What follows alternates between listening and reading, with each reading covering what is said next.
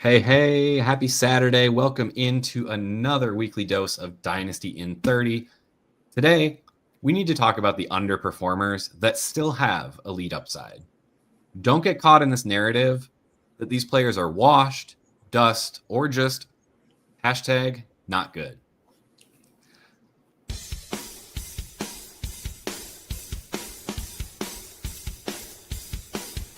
You're watching Dynasty in 30, only on Fantasy Now Plus.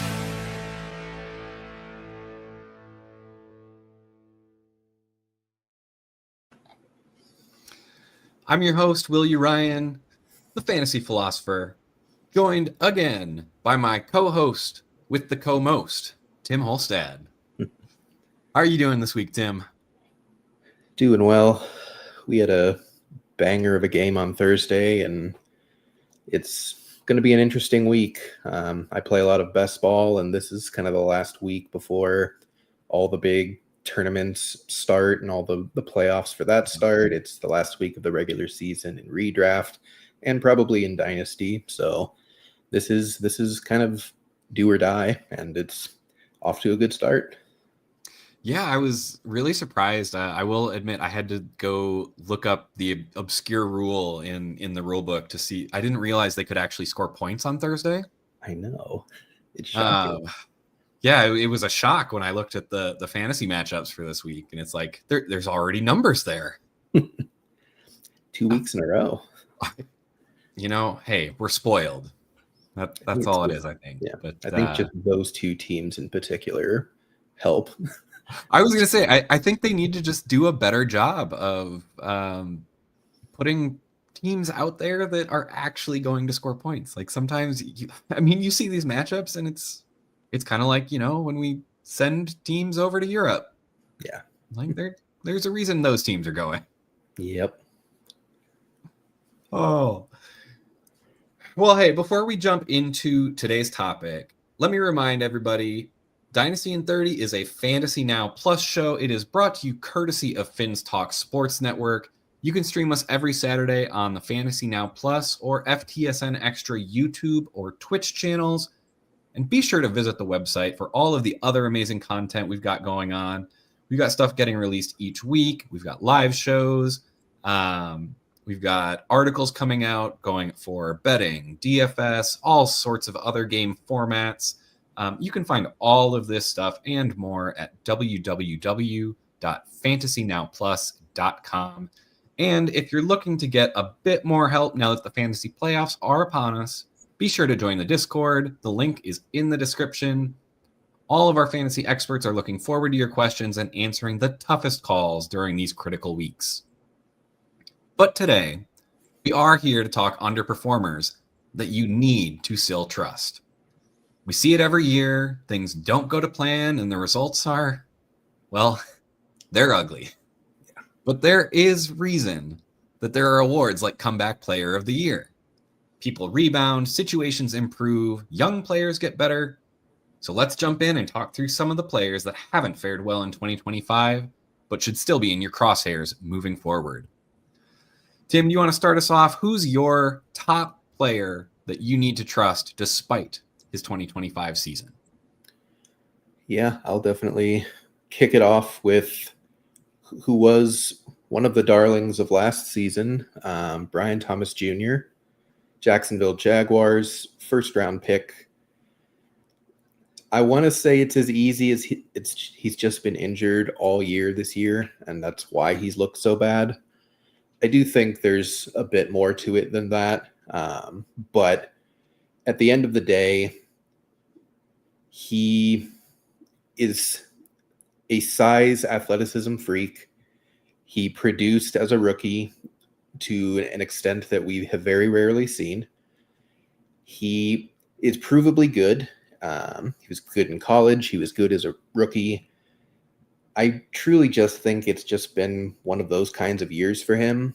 And new offense, he barely had any time with Trevor Lawrence when he was a rookie. Famously, a lot of his production came with Mac Jones, but that was kind of to be expected. He started as a rotational wide receiver. Mac Jones was the backup quarterback. They had way more practice reps for the first half of the season, and then it kind of just snowballed into him playing at the same time that Mac Jones started. So I just think Liam Cohen will be in his second year next year as head coach of the Jaguars.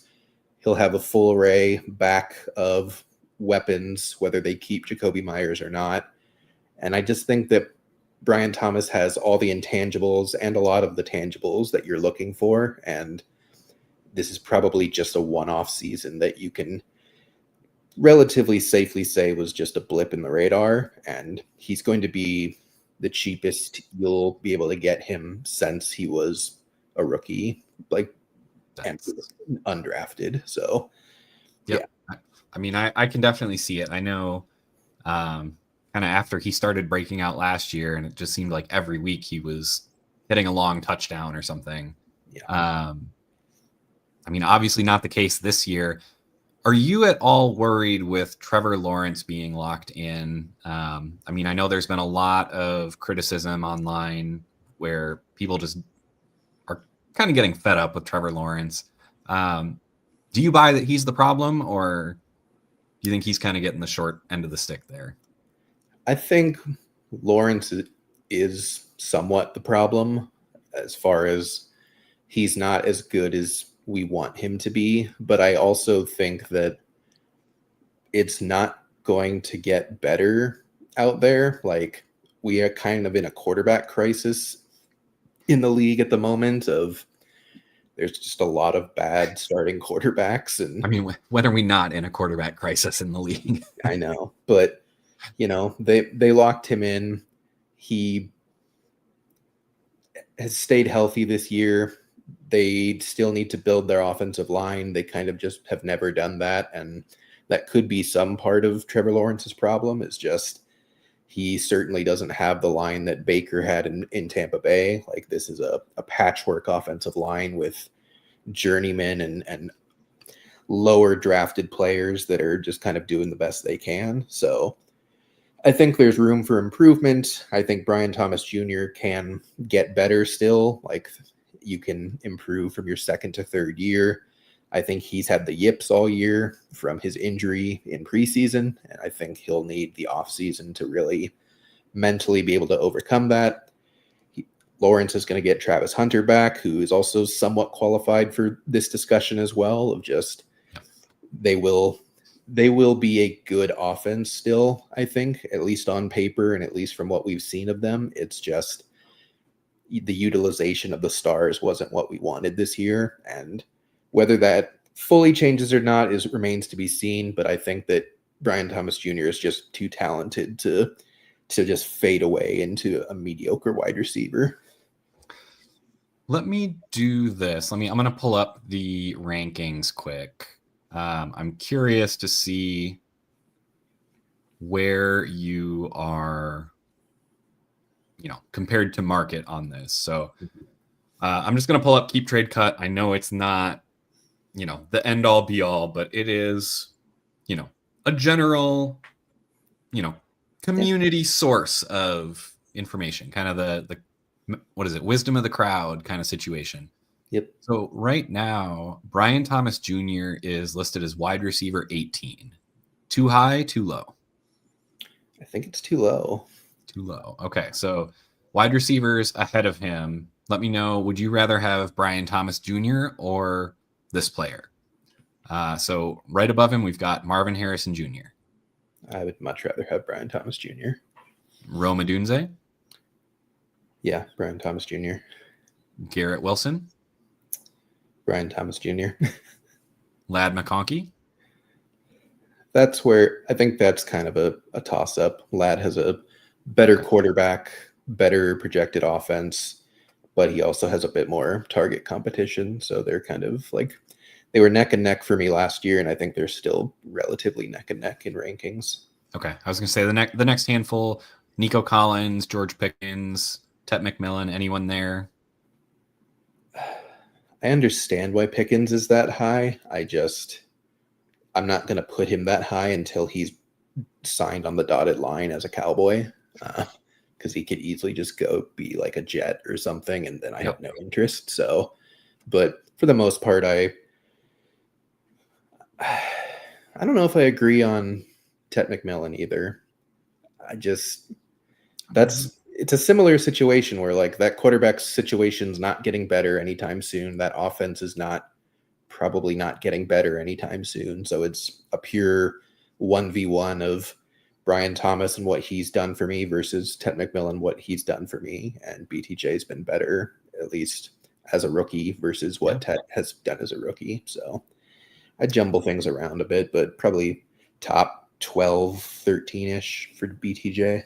Yep. All right. So sounds like there's definitely some room to buy under where we think he should be valued. So hopefully that gives you guys an idea of kind of some trade offers to think about, valuations kind of approximately to use for guys like this.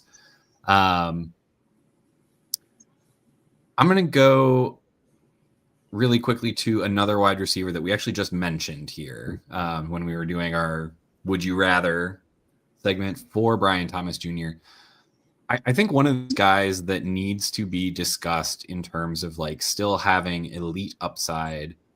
People were really into this guy heading into the season, kind of expecting a big breakout, and it's been lukewarm to say the least. Rome Odunze with the Bears. He's out this week, which even I'm sure is going to depress the short-term value. Yep. You know how that works. People miss a game and all of a sudden they're, terrible for fantasy. But Rome Odunze, everyone was really excited to see him with Ben Johnson as the coach. I think everyone was expecting him to kind of still be playing a lower volume role with DJ Moore still in the fold. Mm-hmm. He really, though, I think had a lot better volume than we were expecting. Yeah. And really the main limitation on Odunze's season has been the inaccuracy of Caleb Williams, which I think is a little bit uncharacteristic. I'm not going to say that Caleb Williams is amazing. Certainly not like, one of the absolute best quarterbacks in the league, but I mean, he was a highly sought after prospect. There's a reason he went with the top pick in his draft. He's got the talent to put it together. And I think with another year in Ben Johnson's system, I think that will get better. I think they'll do a better job of marrying kind of the work that Caleb Williams has to do to the routes that, Rome Odunze is running. And I honestly, I forget if DJ Moore is he a free agent this year? Or maybe they've got one more year, but he could potentially be a cap casualty. Yeah, he might. I don't think he's a free agent, but I think he's more easily cuttable. Yep.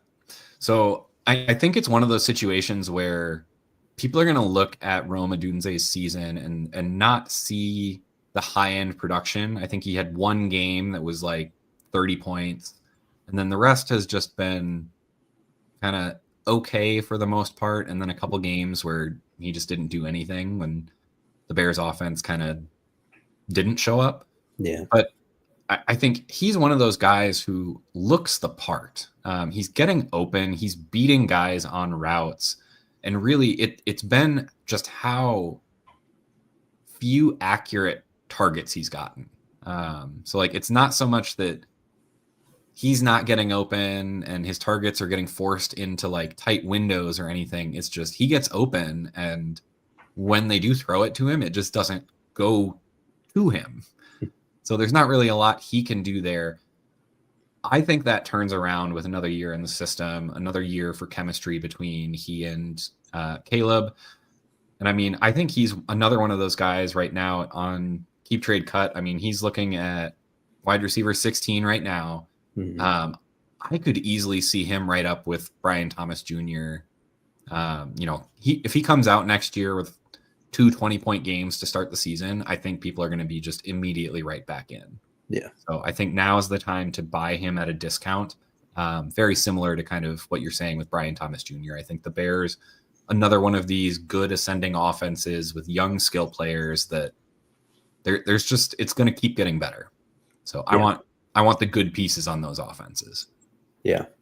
I think he's not used quite in the same way as Marvin Harrison Jr., but he's kind of suffering from the same problems of like a lot of his targets are deep, and those are just going to be inaccurate by default because it's hard to be pinpoint accurate 40 yards down the field. And he gets open, as you said, he can command targets. And I think if they move on from DJ Moore, you'd hope that it's a bit more of a condensed offense. It's just Rome, it's Luther Burden, it's Colston Loveland, and then some tertiary guys that are just kind of there to be bodies at that point. So, yeah, I think he's a perfectly good bet to make at this point, where he probably is not going to do much of anything to end the season. It could be wrong, but the Bears are first in the NFC North by running the ball expeditiously, and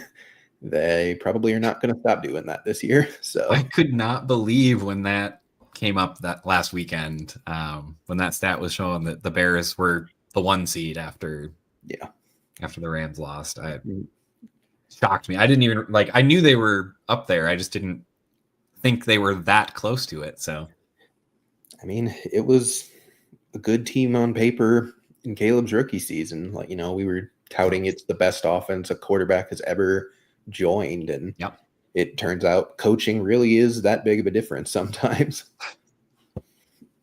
Absolutely. Okay, so you started with Brian Thomas. I went to Roma Dunze. Who else do you have on your list of undervalued players? I'll go with a quick one here. He's actually the cover boy for this episode. It's Caleb Johnson for the Pittsburgh Steelers. 3 weeks ago, I would not have picked Caleb Johnson, but I am starting to get the impression the Steelers are going to move on from Mike Tomlin at the end of the season. I think especially if they choke away the division in these last few weeks. And in that case, you have a talented third-round running back who is going to have a new coaching staff, will have no allegiance to Jaylen Warren, will have no allegiance to Kenneth Gainwell.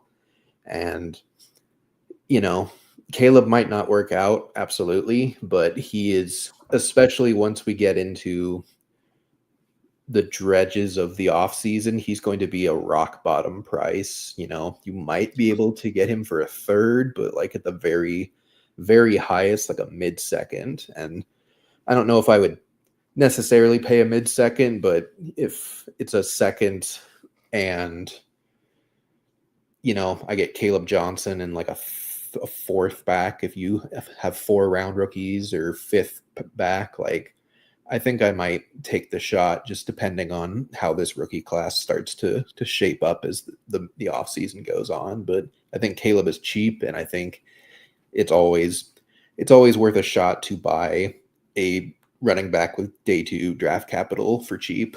Yeah, I can see that. I think kind of what you were mentioning, very price dependent for someone like this. You definitely don't want to spend a lot of capital to go get him, but if you have a manager who is going to be relying on him this year and it really hasn't panned out, that leaves a very sour taste in your mouth.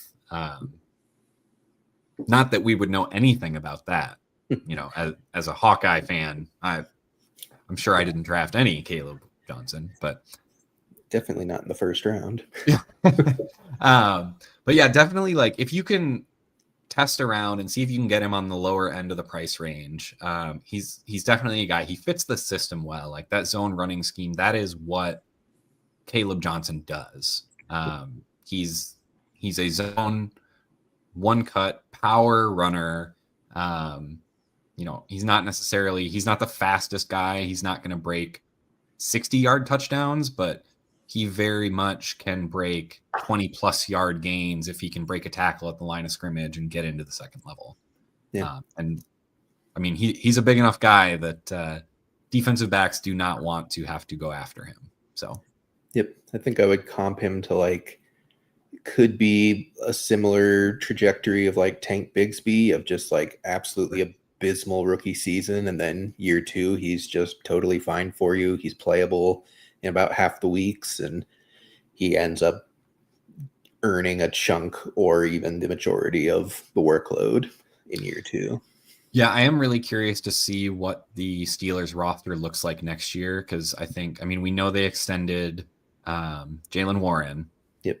But after that, like I think there's a legitimate chance that Caleb Johnson could end up as the number 2 behind Warren. I just don't know how much loyalty they're going to have to Gainwell, who has performed really much better than expected this year. Yep. And like kind of what I'm thinking is there might be a team that might come calling in kind of an emergency break glass situation for Gainwell, just to try, hey, maybe he does still have something left in the tank. And if you can get a guy like Caleb Johnson cheap and he ends up being that backup running back, like that's where you can get those spot starts that turn into an RB1 week out of the blue that, you're looking down your roster, you're not necessarily expecting. And then all of a sudden, a high ankle sprain for the starter and you've got 3 to 4 weeks of potential running back 1 production. Yep. I mean, even since they extended Warren, they're still not giving him the majority of snaps. It's still a pretty 50-50-ish timeshare with Gainwell. Like they know what they have in Warren. They know how they want to utilize him, and that leaves a good chunk of touches for someone in that backfield, whether it's Johnson or at least this season it's been Gainwell, but it might not be next season. So get him cheap if you can. Yeah. Who else do you have on your lists? Got a couple receivers, got a running back. This one's kind of,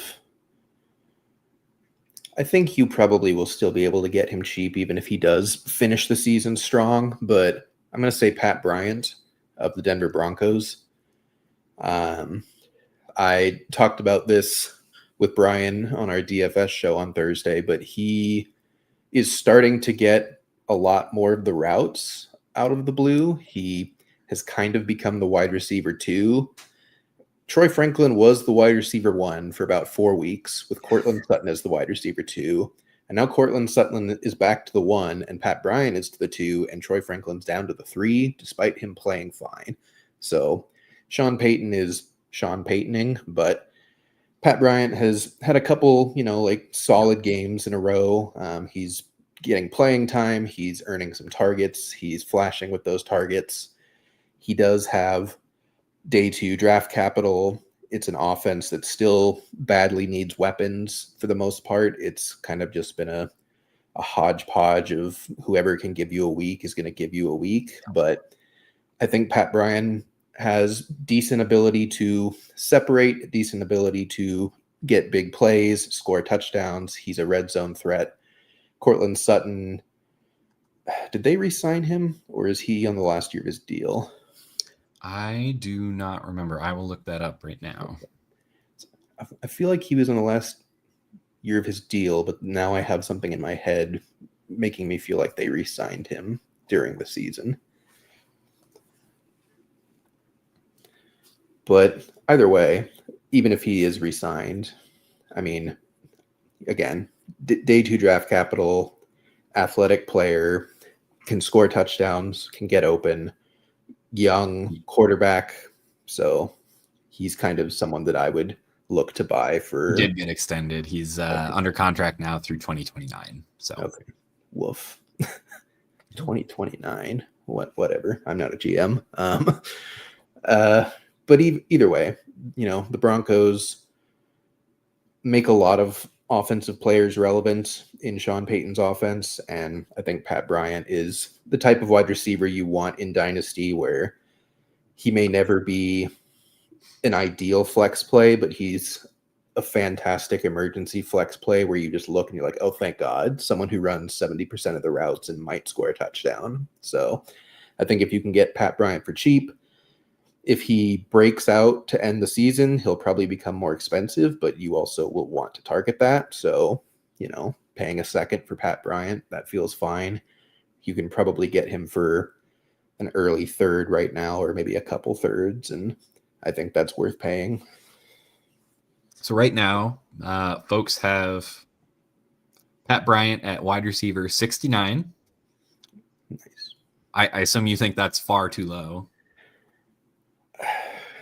I haven't looked at my dynasty rankings in a while to see where that is, but I mean, you think about that, that's outside of the top 5 wide receiver spots. Like, 60 wide receivers is 5 deep of 12. Like, this is in theory your 6th wide receiver on your roster. Like, that feels totally fine to me. Yeah, so we've got right above him Trey Tucker, Isaac Tesla, Kyle Williams, Adonai Mitchell. I would take him over all of them except maybe not Adonai Mitchell, but that's a different breakout case. But like, what has Kyle Williams done to garner being above Pat Bryant outside of caught 2 passes for 2 touchdowns this season? He was drafted to the team that has Drake May and won't use Kyle Williams at all, despite having no talent at wide receiver besides Stephon Diggs. I mean, the team also hasn't really used Henderson until they absolutely had to. So correct. I mean, there's something to be said for. I think that team just doesn't want to play rookies. Seems like it, which they're winning, so I can't criticize them too much. But at the same time, Broncos are also winning. I mean, that's the way to do it. Don't rely on rookies, but draft really well so that when you do have to, they make it work. I mean, you honestly could argue that, these are the 2 top seeds in the AFC, and they're kind of doing the same approach of like, they started off with J.K. Dobbins and with Cortland Sutton and Troy Franklin and Evan Ingram, and now they're like slowly starting to, RJ Harvey's gotten the work now that Dobbins is injured, and Pat Bryant is getting worked in more and whatnot. So it's kind of a similar approach, and they're winning. So, yeah. Yeah, I think good discussion so far. I think we've hit a lot of younger players. Want to shift gears, and maybe we can talk about this group kind of as a whole, but I think another set of players, I'll call it, that is undervalued that people really need to be considering from trades and roster makeup is players coming off of injury. There are some fairly high profile guys. I mean, and especially like from my perspective, I've got a couple in mind in particular with Jaden Reed and Chris Godwin, who, I mean, I think people have kind of even forgotten that they're still around because they have not played much at all this year. Reed's been out for, I don't even know how many weeks since early in the season. I think he's got one more game he can miss before he's done for the season if he doesn't get activated, although he is practicing. So I think they just announced before we started the show that he'll be activated this week. So there he is. Jaden Reed, folks. He's back. But then there's Chris Godwin too. Down in Tampa, I mean, last year we saw what that role was going to be for Chris Godwin, really as the focal point, running out of the slot. I think he still has that same upside. He needs to get fully healthy. They kind of rushed him back. He got re-injured. I don't know that he's going to be fully healthy this year, but I think he's only 29. Like he's, it's a quote unquote scary age, but it's not an unreal age to actually have someone continue to produce.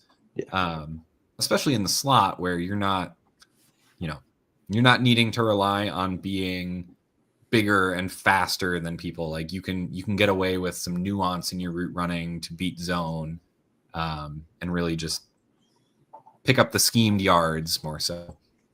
So I think targets like that guys who you've seen produce at a high level that then get injured for more than just a week or two, come back, don't necessarily produce right away. You got to remember to cut those players some slack because a lot of time, I mean, remember, these are professional athletes, so their entire livelihoods are based on playing. So even if they're not 100%, they're coming back. At the younger levels, like I coach high school soccer. We take obviously a very different approach to injuries where if someone's hurt enough that they're missing a game, we're going to make sure that they are like healthy before they are back.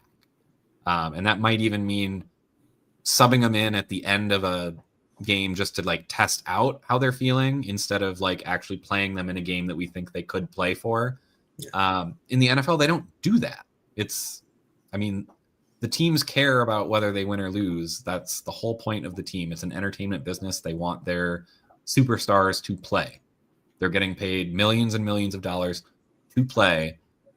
And frankly, the mindset that these guys have to have gotten to this level of the game, like it's a different mindset from most of us. Like when we get injured, like it bothers us.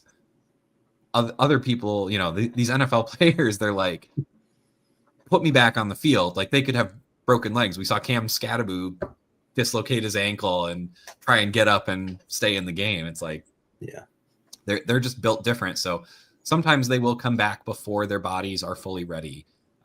Keep that in mind. And it's probably going to be some sort of a mix between where they were before the injury and what they're giving you when they come back.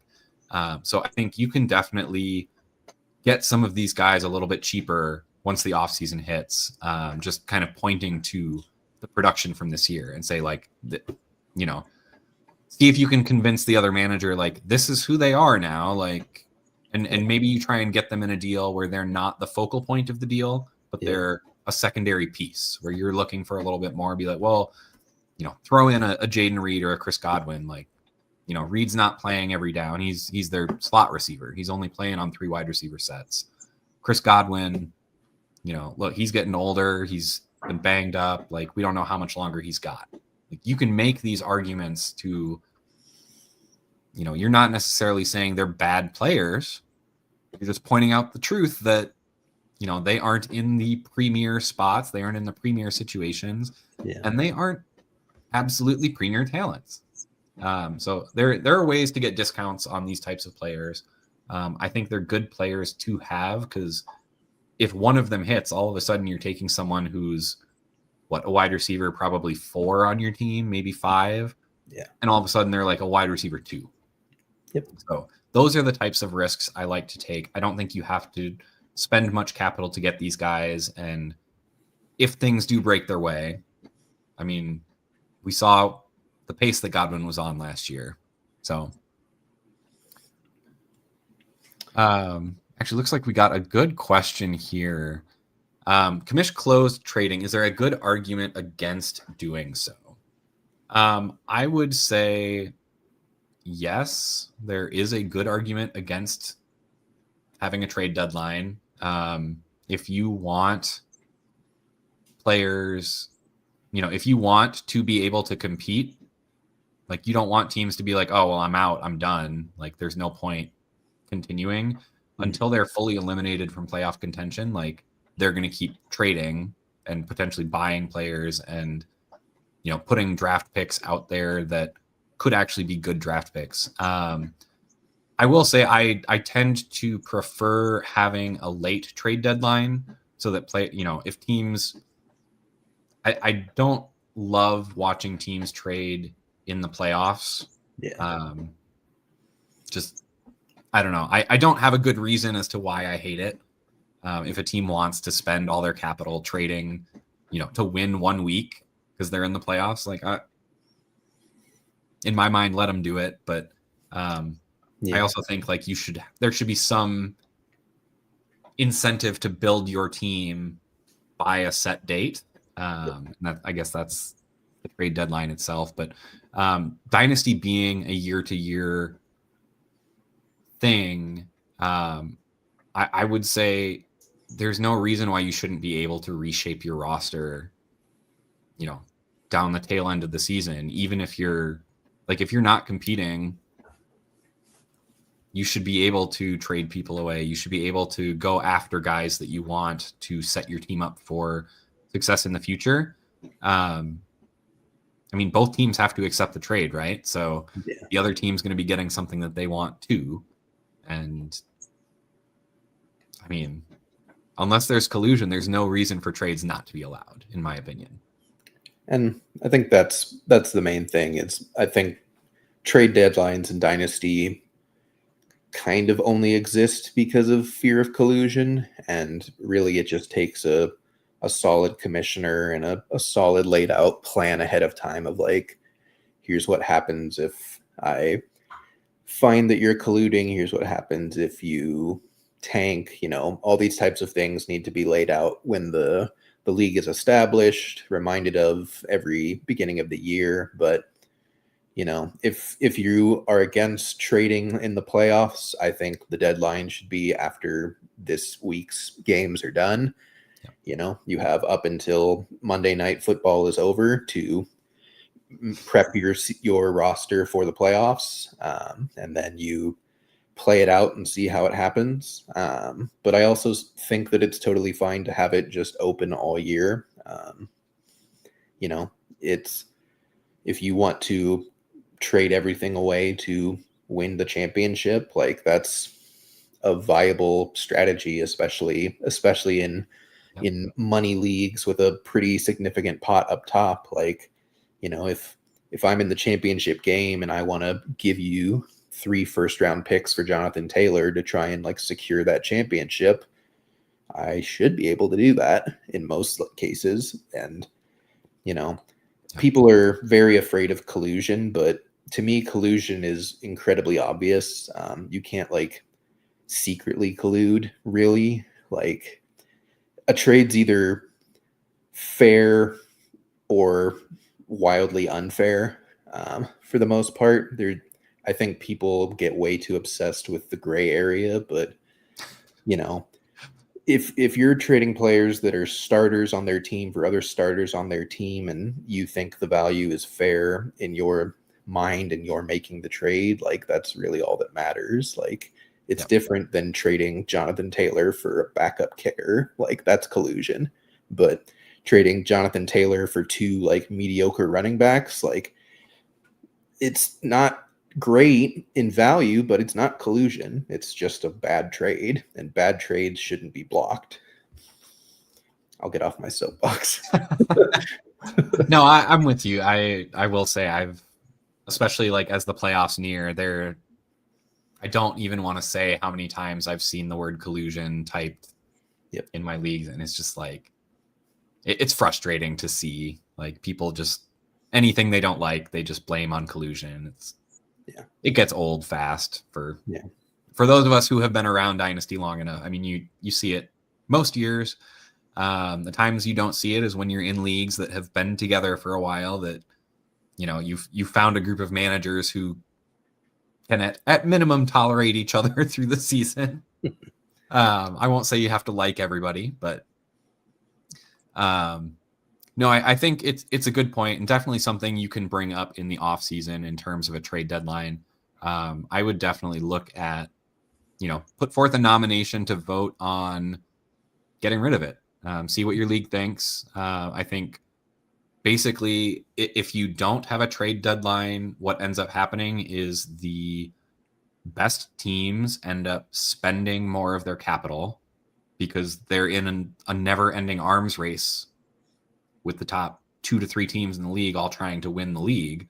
Yep. I mean, at that point, then you get all of this capital trickling down to the rest of the league, which is what you want in terms of bringing the rest of the league up, because they're overpaying for their assets for a handful of wins a season, as opposed to, overpaying for like the young up and coming player that is going to be around for 5, 6, 7 years. They're paying for the guy who's going to score 20 plus points over the next 3 weeks.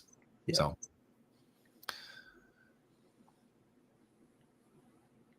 oh boy, Andrews, Waller's, or Pitt's rest of season. If I remember right, Waller's schedule is insane down the stretch. Yeah, I would keep Waller. Like, as much as he's been up and down with the injury, like I think that's where I'm going. When you're streaming tight end, you're looking for a difference maker, and if you find one, you should just keep him. And Waller has that potential, and I'm pretty confident that Andrews and Pitts don't, at least not this season. They might have usable weeks down the stretch that you can pick them up off of waivers to play them. But Waller is like the red zone target for the Dolphins, and they have an excellent schedule to finish out. All right, what do you got here, Tim? We've got a potential trade of Omarion Hampton and Cortland Sutton for Achane.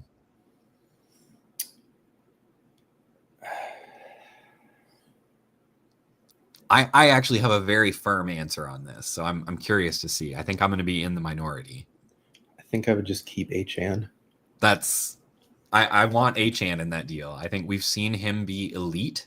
Yeah. We've seen him be elite on a not great Miami Dolphins offense. Yeah. We've also seen him be elite on a really good Miami Dolphins offense. So I think he's one of those players that's kind of like offense proof. Like if they're bad, he's going to catch a ton of checkdowns. In a PPR league, he's a cheat code that way. Yeah. If his team is good, that he's going to get a lot of rushing attempts, and he's one of the most explosive rushers the league has ever seen. Yeah. I think Hampton's value is a little bit inflated right now because people liked him as a rookie prospect, got to see him for a week or two before he got a worse than expected injury. And now he's coming back, but we haven't seen him performing back yet. So I think everyone is still in the, I don't know if I would call it the honeymoon phase, but that still thinking about what the upside could be for Hampton, whereas we know what the upside is for Achane. And Hampton is this mystery box, which, I mean, it could be anything. It could even be an Achane. Exactly. I mean, Achane is, again, I haven't looked at my Dynasty ranks in a few weeks, but he's pretty firmly my RB4. I mean, it's closer to being with the top three than it is to like the next tier. Like, I think he's just as talented as Bijan and Gibbs for the most part. Like, yes, he's slightly smaller than both of them, and yes, he's used in different ways than both of them. But like, from a fantasy production standpoint, he has a better game than Bijan has ever had. He has multiple better games than Bijan has ever had. And Jahmyr Gibbs just got his first game that even rivals Achane this week. So, it's the difference is that Tua is his quarterback, and that has held him back. And he was ridiculously held back when Tua wasn't his quarterback, when it was Snoop Huntley and that range. So yeah, I think Achane is still just like one of the cream of the crop, and he's not even in his prime yet. Okay, still got questions pouring in, so we'll keep going here. Yeah. Achane versus Bijan rest of the season. I think I'd probably give a slight edge to Achane due to circumstance. Again, you just said that schedule is awesome. Yeah, I mean, I love Bijan. I'm not trading out of Bijan if I have him, just because like when that offense is healthy, Bijan is running back one for me. Like, just no question. He's that talented. When he's got the other pieces around him to take some of the pressure off and some of the defensive focus off, he just becomes that much better. I just think Achane, in the situation he's in right now, is a little bit better than the beat up Falcons that aren't going to be able to move the ball as well. So, yep. I mean, Achane's utilization is better than Bijan's. Like, he had one of the weirdest games he's ever had as a pro last week, where he had 1 target and 0 catches, and he still got you like 25 fantasy points purely on rushing. Yeah. But he is top 2 or 3 in the league in targets at the running back position with Bijan and with CMC. So it's honestly a coin flip. And as you said, you should probably pick the offense that's more live and the team that has an easier schedule down the stretch. All right. Not a question I'm used to getting, but kickers that I like for the playoffs. I mean, I definitely like Loop. I think we're starting to see the one thing that concerns me, and the one thing I would think about, is look at how many games are going to be in bad weather. Yeah. Any of these games where we start seeing snowfall, so games that are, I mean, typically outside in the Midwest, outside in the Northeast, those are the games that you want to avoid for kickers. So if you can get someone who kicks in a dome, I think that is safer. Yeah. I mean, if you're talking about waivers, like you may be able to just stream, and that would kind of be my go-to tiebreaker for streaming, is when you get to a tier that's, you know, they're all the same-ish, just take someone in a dome. I think the Vikings play like the last 4 or 5 games in a dome, which sucks because JJ McCarthy is the quarterback, but you know, it's still in a dome, and they might be having way more long field goals because they can't get it done and they can barely get over the 50. So if Reichert is out there, maybe look at him. I don't know. Again, kickers are not my forte. I just know that they are annoying to predict, and you should pick players in domes. Yep. Yes, lots and lots of variance with kickers. Best of luck for those of you who are being forced to stream. We know that is no fun. You can bring specific questions to the Discord. I'm sure we will have better answers there on an individual matchup basis. But yeah, it's tough to give a blanket answer for, you know, a handful of weeks left. All right, 12-team Superflex. Quint Allen, Jalen Wright, Arendo, Savion Williams worth rostering. I don't know that I have much trust in Jalen Wright anymore. It feels like he got beat out by Ollie Gordon. Isaac Guarendo's an interesting case. He did kind of get replaced as the backup, but that size speed combination is like, it's special. Probably be one of those players that I would want to keep at the very, very end of my bench. But if I get offered a third for him, I'm snap accepting. Yep. I think Brian Robinson's a free agent, isn't he? Like, that's why Washington traded him, is they didn't really want to pay him going into next year. Yeah, let me look that one up. And San Francisco traded for him because in preseason it was basically CMC was the only running back healthy, and they really didn't want that going into the season. Funny enough, everyone else has gotten injured on the 49ers, but the running back room has stayed fully healthy since the season started. So nothing has come to fruition with any of their backups. But I think Guarendo is probably their backup for next year. It just was a kind of an extenuating circumstance where they could get Robinson for really cheap, and they just did it. Yeah, I do like Savion Williams as a player. I think he's one of those guys that probably shouldn't be a free agent, but I understand if he does end up in free agency, just because, I mean, they've got Josh Jacobs there. He's going to command the vast majority of rushing work. Then we've seen Chris Brooks do okay. We've seen Emmanuel Wilson do okay. We haven't really yet seen, blanking on his name, the guy who's been hurt. Yes, Marshawn Lloyd. Thank you. So, I mean, I think Savion Williams is just one of those guys who's kind of been buried on a depth chart, but I don't think he's not talented. I think he's got a lot of talent. I think he's just kind of one of those players that needs a coaching staff that wants to use him the right way.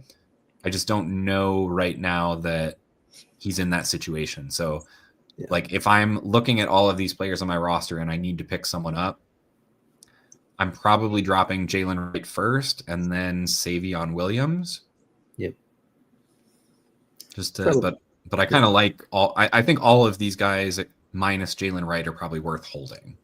Yeah, LaQuint Allen's, he could just be like Travis Homer, where it's just like he plays third down and we don't care, but it's still a spot where ETN could just leave, and if they don't bring in anyone, then he's just the backup most likely. So, and that's kind of what I'm thinking with LaQuint, is like he's got the opportunity to be another one of those pass catching backups that ends up being really good for fantasy. Okay, flex. Swift, Warren, Debo, Shakir, or Godwin. Pick one. Woof. I think I would go Warren. For me, it's between Warren and Swift. I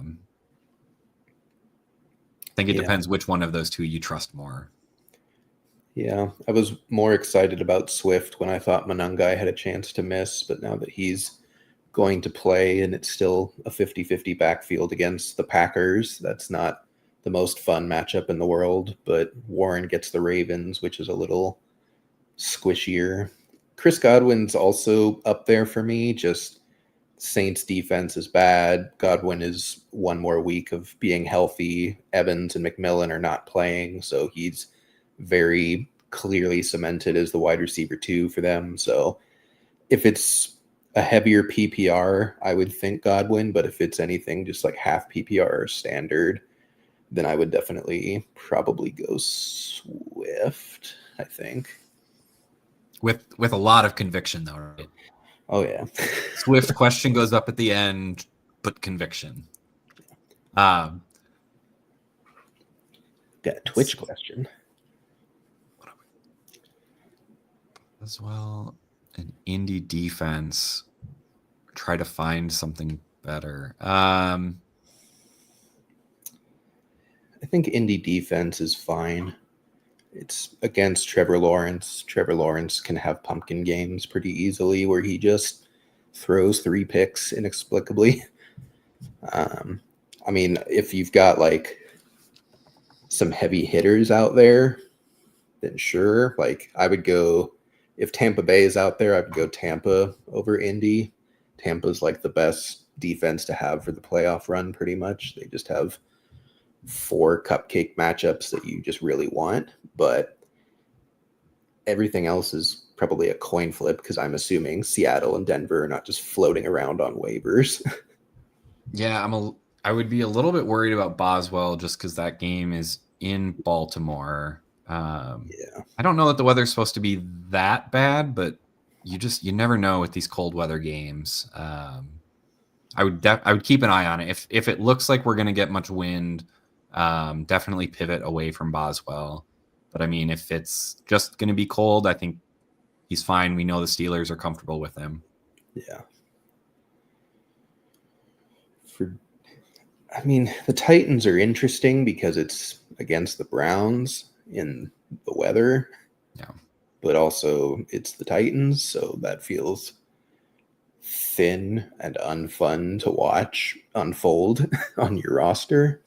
I would probably just go Indy over Tennessee in that situation. But yeah, for kickers, again, like we said, just find someone in a dome. Maybe the Saints kicker. I think they're at home this week. Or are they in Tampa? They're in Tampa, but that should be a decent weather game. Yeah, as long as it's not raining, that could be either of those kickers could be streamable with. I kind of think the Vikings defense there might be the way to go. I mean, even with Jaden Daniels back. I mean, first game back is they are a good. Not like they've had a lot of continuity to build their chemistry this year. I think Minnesota could kind of catch him still trying to find his rhythm. And let's be honest, if Jaden Daniels doesn't do it for them, it's not like they have a ton of playmakers. And God knows they're going to blitz the crap out of them. So sacks are probably going to be there, especially if Daniels is a little skittish about getting hit. He might just fall and eat some. All right. Well, looks like things are slowing down. We are coming up on almost 2:30s of Dynasty today. So thanks again for bearing with us, everybody. It is always a pleasure. Please make sure if you've got further questions, make sure you bring them to the Discord. Happy to chat there. But until next week, keep raking in those wins and winning those playoff matchups. Guys, take it easy. Thanks for listening. Be sure to like and subscribe wherever you watch or listen to podcasts. We'll be back next week for more ways to win your league.